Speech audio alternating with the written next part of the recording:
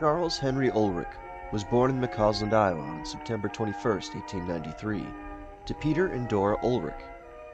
Peter was born in Prussia and worked on his farm in Scott County, Iowa, with the help of his four sons, Charles being the oldest.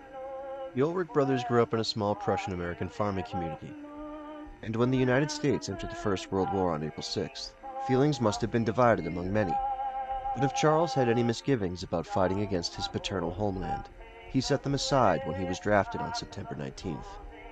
Private Oelerich was sent to Camp Cody, New Mexico for basic training, and he was assigned to Company E of the 103rd Infantry Regiment.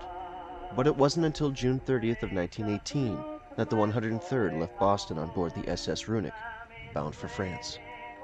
When they arrived, the regiment formed part of the 26th Yankee Division, and Private Oelerich went on to fight with them in the Champagne-Marne and Aisne-Marne campaigns. But the 103rd Infantry's biggest fight was yet to come. The Meuse-Argone offensive, which began on September 26, 1918, proved to be the largest and bloodiest in American history. And it didn't stop until the signing of the armistice brought World War I to an end on November 11th.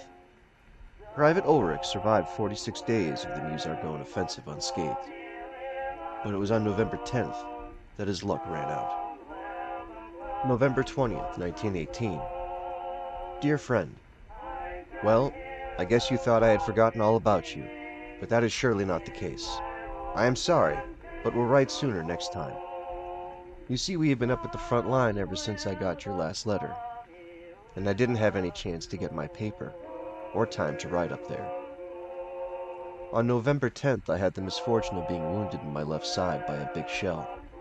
Of course, only a little piece of shrapnel went in my side. The doctors took the piece out the same evening. The doctor says my injury is getting along fine, and that I would soon be able to get out of bed again. It was just 10 days ago since it happened. I guess there was a great time in Davenport when the people heard that the war was over. The French people sure did celebrate over here when they quit fighting. The looks of the newspapers, they are going to send the troops back as fast as they can. It sure will be a happy day when we can step on the American soil once more. But say, it sure would be a Merry Christmas if I could step off the train in Davenport on Christmas Day. A week from tomorrow is Thanksgiving, and I wonder what kind of a dinner I will get. I hope I will get a good fill for once. Yes, I received all your letters. The last letter I got from you was written September 16th, and that was about the last mail I got. Well, it isn't very nice on the front lines when the shells come buzzing by, and only getting something to eat once a day.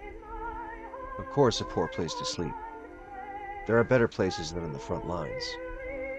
Well, I'm glad it's over with now. Are you still going to school in Rock Island? The nurses are treating me very fine. I seen some of the batteries several weeks ago.